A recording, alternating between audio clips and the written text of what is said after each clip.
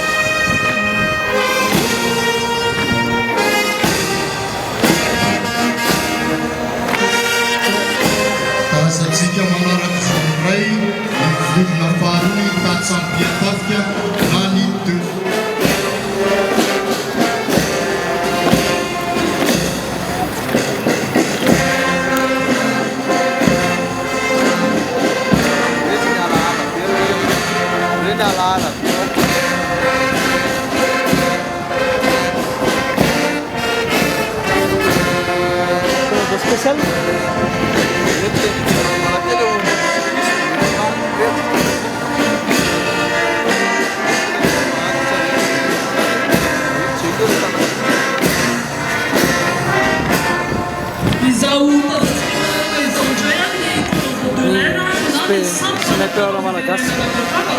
tarihan'ny lefitry ny commandant zotra ny lieutenant Randriamana Solovatsihoana izay zona dia andrian'ny fahatelo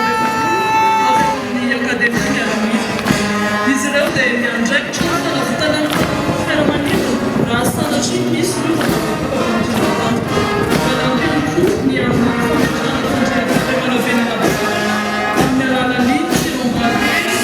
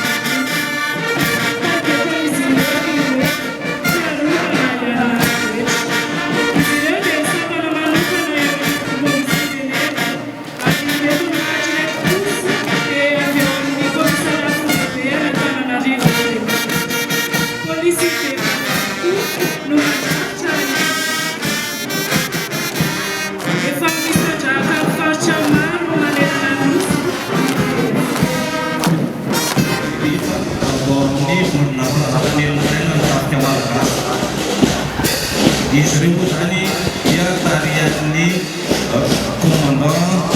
Razianasi Lola Rolon dan Bapak-Bapak yang dia dipakai di mantan yang akan dipimpin Sadi Komon Defteri Umna Pelajaran Net Israel kita ira kali pemimpin apa nih konfirin ada yang karena paling yang saya kira hari mantan kita kan ini harus dilaksanakan si pagi kita memulai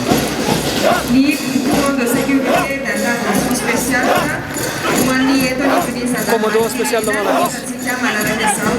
Ni